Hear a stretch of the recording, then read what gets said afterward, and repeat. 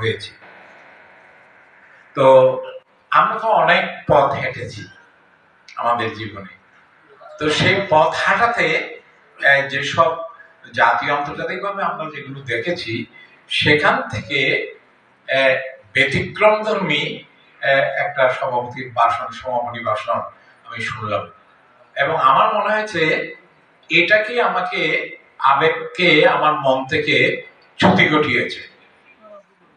আমি আমার কথায় কি বলেছি, আমি শেষ কথাটা একেবারে যেটা লিখেছি সেটাই আমি আপনাদের সামনে উপস্থাপন করছি।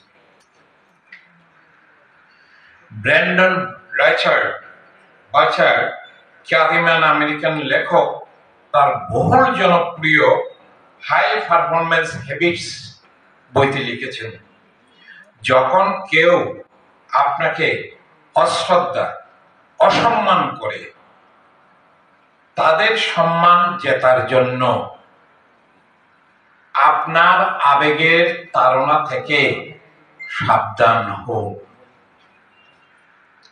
আপনাকে অসম্মান প্রচেষ্টা আপনার মর্যাদার মূল্য নয়, তাদের চরিত্রের সাক্ষ্য।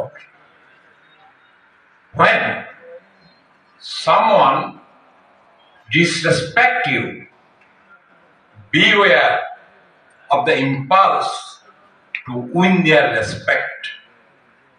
For disrespect is not valuation of your worth, but a signal of their character. এটা আমার সদাই মনে থাকে।